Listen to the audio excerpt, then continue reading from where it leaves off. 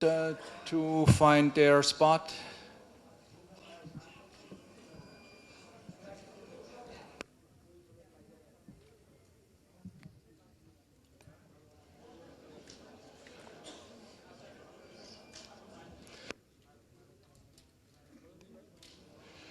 Good afternoon, and thank you very much for attending this press conference of the European Union at the occasion of the presentation of our preliminary statement.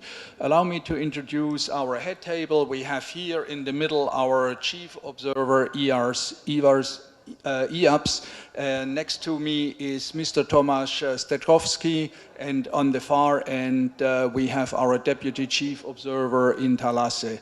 And I pass now the floor to our chief observer. Yes, thank you very much, Eberhard. Good afternoon, Excellencies, my fellow MEPs, ladies and gentlemen, esteemed members of the press.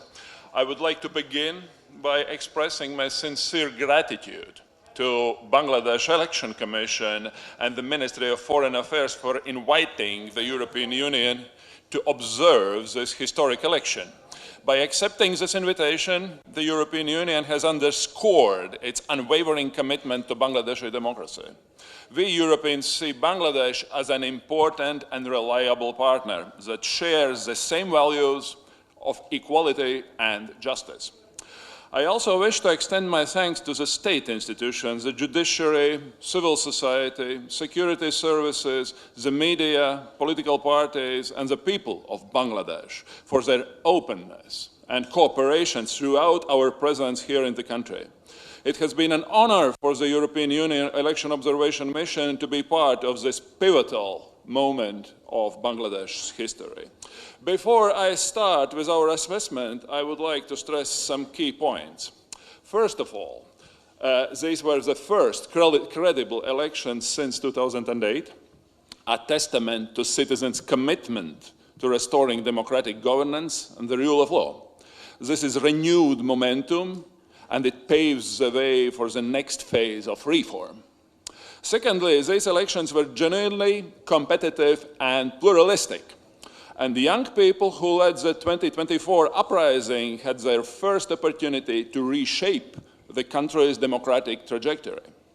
Thirdly, the professionalism and resolve of the Election Commission, of the Bangladesh Election Commission, has to be acknowledged. The Commission worked independently and transparently, while the commitment of election officials to uphold democratic standards has set a new benchmark for future elections in Bangladesh. However, disinformation, the ever-present fear of mob violence, and the strikingly narrow political space given to the women harmed the democratic process. I trust that the newly elected leaders will have the strengths required to make women's choices heard in the political arena. Ladies and gentlemen, now a few words about the EU Election Observation Mission. Our mission started at the end of December. In mid-January, we deployed already our 56 long-term observers to all 64 administrative districts of Bangladesh. For Election Day, our mission has reinforced with 90 short-term observers arriving from Europe and Canada, and 35 locally recruited diplomats from EU member states and partner countries. A delegation of members of the European Parliament further broadens our scope of observation. At full force, there were more than 200 EU observers from all EU member states, as well as from Canada, Norway, and Switzerland. On Election Day, EU observers visited 1,805 polling centers all across the country, in cities, towns, and villages. After the polls were closed, our teams observed the ballot counting, and late at night on the 12th of February, all were present at the tabulation of the results. As you can see, this was a large-scale operation that has produced an independent, fact-based assessment on the extent to which these historic elections were conducted in line with international standards and national law. And now, ladies and gentlemen, let me present you our preliminary findings. I will start with reading out the first summary paragraph of our report. First, the 2026 parliamentary elections were credible and competently managed, marking a pivotal step towards restoring democratic governance and rule of law. For the first time since 2008, elections were genuinely competitive, conducted under a renewed legal framework that largely accords with international standards and with fundamental freedoms broadly respected. Sporadic, localized political violence, however, often triggered by manipulated online narratives, harmed the democratic process, while the strikingly limited political space allowed to women undermines their participation. The Bangladesh Election Commission worked independently and transparently, maintaining the confidence of stakeholders and upholding the integrity of the polls. Now let me move on to the more detailed assessment. Let us start with the assessment of the laws governing the elections. The mission has concluded that the electoral legal framework is conducive to the conduct of democratic elections, and that the 2025 amendments strengthening inclusion and credibility. However, further reform is needed to enhance legal certainty and to close loopholes that diminish institutional accountability and transparency. We saw the recently appointed Election Commission adopting a proactive approach to rebuilding public trust in the elections. And we note the support that was afforded to the Commission by the interim government and other stakeholders.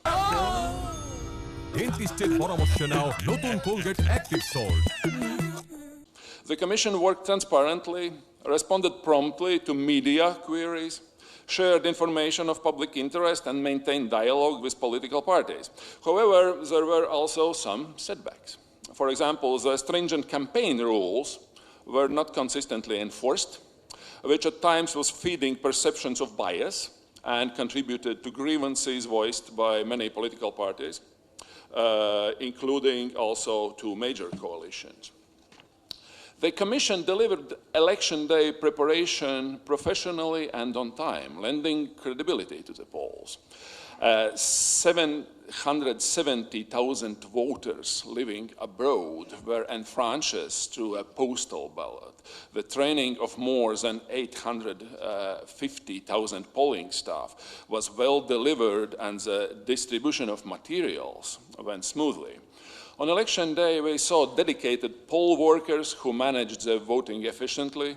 We also witnessed a constant presence of party agents from both major coalitions, which enhanced integrity. Regrettably, most voting places were not accessible to voters with reduced mobility, limiting their right to independent participation. Vote count and tabulation of results was competently handled, yet some integrity safeguards were not uniformly implemented. Whilst efficient, the requisite checks were not always performed during ballot counts, and in 3 cases observed by the Electoral Observation Mission, tabulation lacked transparency. On the positive, party agents could follow the process, and regular updates on constituency results were released by returning officers, which helped to build public confidence in the accuracy of these results.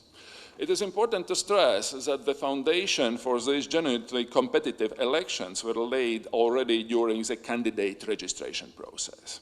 The Election Commission efficiently handled more than 600 appeals and reinstated 2/3 of appellants, upholding the right to stand, which is a fundamental right in a truly democratic election.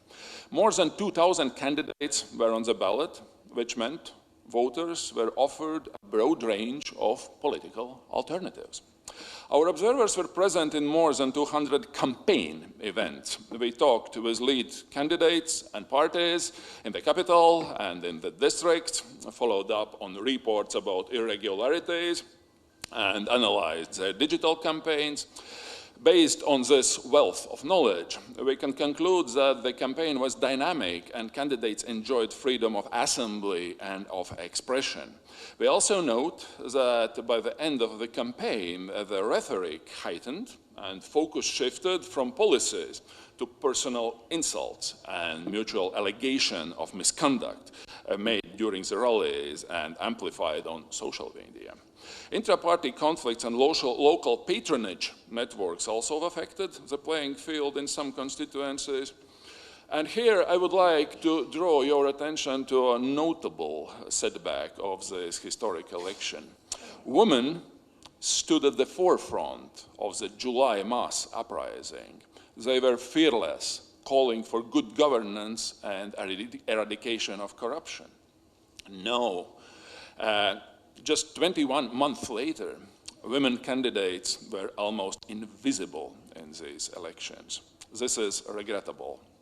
Only 4% of the contestants were women, which evidences a clear lack of political will to advance women in national politics, even as there is a commitment to do so in the July Charter.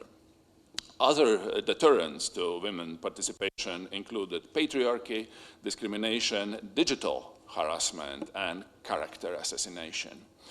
We spoke to many representing indigenous communities and religious minorities. Here in Dhaka, in Chittagong Hill Track, in Sylhet, and in many other places, sadly they felt estranged from these elections as their hopes for change remain unfulfilled. They were disappointed at the absence of special measures to ensure their political representation and about the increasing religious overtones within public discourse, including online. Sporadic political violence peaked during the first week of February, but the impact of these incidents remained localized and did not indicate any systematic pattern. The EUM, our electoral observation mission, received reports at least 56 campaign-related incidents involving physical violence, resulting in at least 200 casualties in 27 districts. Episodes of intimidation and harassment of campaigners, particularly women, and attacks on property were also reported to us. And let me stress here, even if those accidents were localized, any type of violence, be it physical or digital, has no place in democratic elections. Our condolences go to the families of all the victims. The online campaign for the 55.6 million strong youth vote was fierce, leaving little space for respectful political debate. Our social media monitoring unit identified at least 23 viral disinformation incidents with manipulative content reaching at least 1 million views each within 24 hours. Influencers and deceptive media accounts were the prime vector of disinformation on Facebook and on TikTok. Some of them were from outside Bangladesh, but the majority originated in Bangladesh. It was encouraging to see how national fact-checking countered those narratives. However, the social media platforms were too slow to respond. Our media monitoring noted that several private media outlets made efforts to offer a balanced coverage of elections, and there were talk shows with candidates in several constituencies. It was a positive practice that helped voters to make a really informed choice. However, the media reform process has been lacking, and news outlets still are vulnerable to pressures that foster self-censorship and reduce the space for analytical reporting. Our assessment of this historic election would be incomplete without acknowledging the importance of civil society. Many grassroots and national organizations made commendable efforts to restore public trust in the electoral process. 81 citizen observer groups were accredited to monitor the polls, adding to transparency. Young activists engaged in nationwide voter education activities aimed to close digital literacy gaps and advocated enhanced respect for human rights. Their voices are giving confidence in the democratic development. Ladies and gentlemen, in conclusion, Bangladesh has made a pivotal step to restore public trust in democratic elections and good governance. However, there is still room and more work needed for refining this process. The newly elected parliament will have an important task in the months to come to meet voters' expectations and to continue with advancing the reform agenda. It is also time to abandon the old practices of excluding women from political arena or to solve political disputes with fists and not with ideas. Such practices no longer reflect the maturity of Bangladesh democracy. The new leadership of the country now has a unique opportunity to chart a new course that promotes independent institutions, respect for human rights, and accountability. Bangladesh is now very well suited to set an example and ensure that the democratic process serves all its people. Our mission will contribute to observe the post-election environment, and will continue to observe our post-election environment. We will publish a final report, including recommendations for future elections in the coming months. So let me conclude by saying that we really appreciate the calm and the responsive way how political leaders have approached this post-election situations. And once again, thank you for your warm hospitality and for your collaboration. Thank you very much.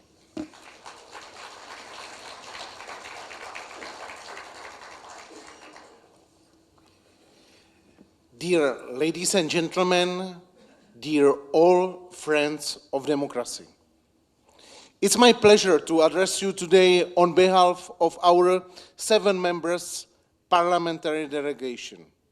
My colleagues and I represent a large political spectrum and come from 6 different member states of European Union.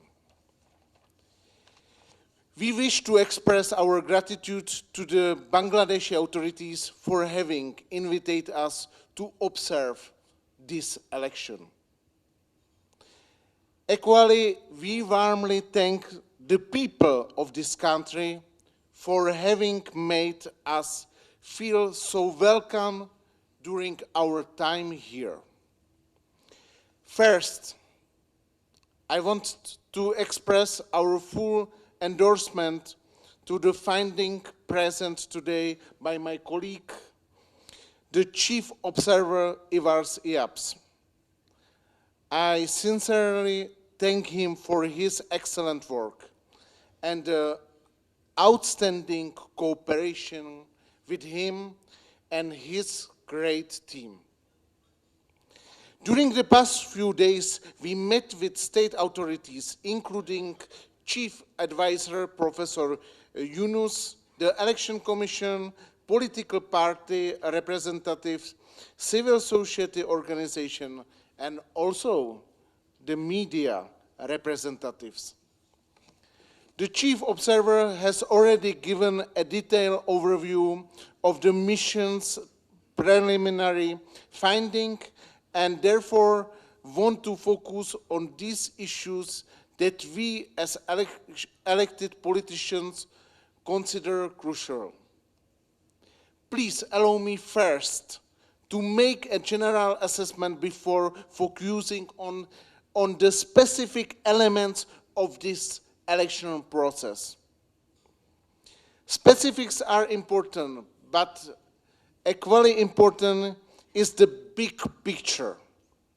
This was a credible vote which rekindled democracy in Bangladesh and gave citizens their elections rights back. This is a remarkable achievement. According to our interlocutors, the electoral campaign was largely peaceful. In the weeks leading to 12th of February, however, the country saw some election-related violence, included partisan tension, which led to loss of lives.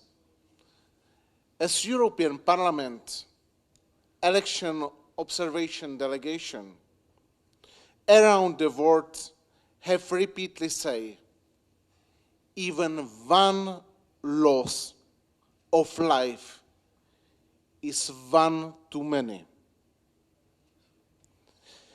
On the basis of what we have seen during the past days, the exercise of the freedoms of expression, association, assembly, and media was respected.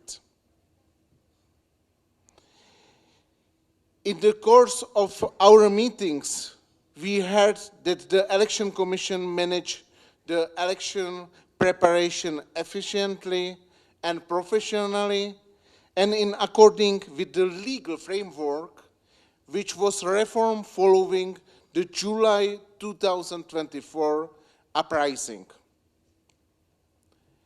Without the students' uprising, there would have been no election on Thursday.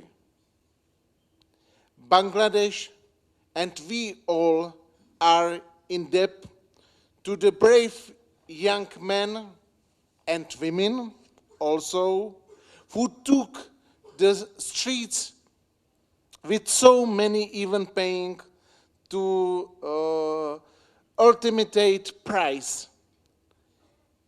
Their generation needs to be at the table when the decision about the future of the country are taken.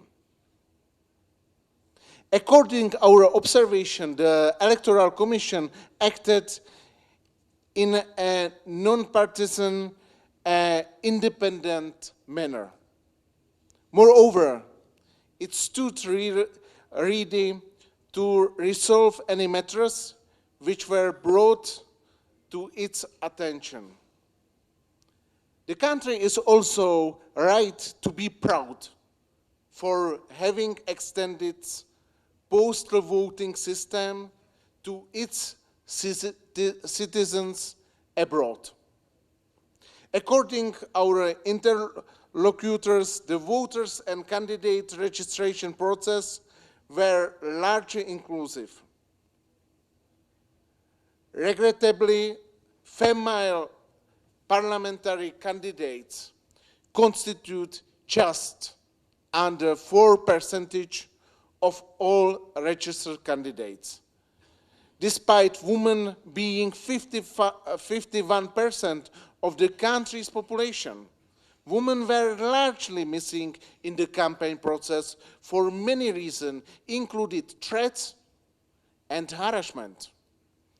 It's clear that much needs to be done to ensure a strong participation and representation of women in the country's political sphere.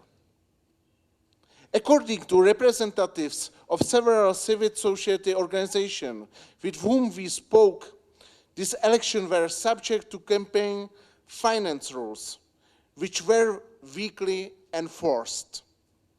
This had some negative impact on equity in the campaign. Concerning the electoral dispute resolution, our interlocutors express confidence in the independence and fairness of the judiciary. Turning to election day, 3 European Parliament teams observed in Dhaka Central, in Dhaka South, and Padma Bridge area, and Dahmanrai and surrounding area. The polling booths, which we observed, were mostly well organized and transparent, and the atmosphere on election day was peaceful in those places. Despite the considerable logistical challenges linked to the vast population of the country, the staff of the polling station did their best of ensure the smooth implementation of the procedure. They deserve our sincere thanks and congratulations. Nevertheless, we also observe that the closing and counting procedure were relatively slow and cumbersome. Above all, I would like to express our administration for the civic spirit and enthusiasm shown by people of Bangladesh who demonstrated their commitment to democracy. We sensed their pride in deciding on future in their country. I want to turn now to the post-electoral period. First of all democratic politicians, my colleagues, I call on political leaders of the country to ensure that their supporters shall violence act. Any dispute regarding the electoral process should be addressed peacefully according to the established legal procedure. It is also crucial that judiciary shall perform its constitutional duty in an independent and impartial manner. Before concluding, please allow me to make one final remark. During our time here, we witnessed the considerable progress which Bangladesh has made in the past 2 years, both in the terms of governance and the management of the economy, for which we congratulate the interim government. These are achievements which are applauded. Following Thursday elections and the yes vote for to the referendum, the country is now entering new crucial phase. We urge the new parliament and government, backed by all other state institutions, to ensure that the approved reforms shall be implemented, but also to demonstrate the political will to ensure that all citizens of this country, independently of their religion and ethnicity, feel protected and included. As European parliamentarians, we stand ready to assist them in this process for the benefit of this great country and its great people. Thank you very much for the attention.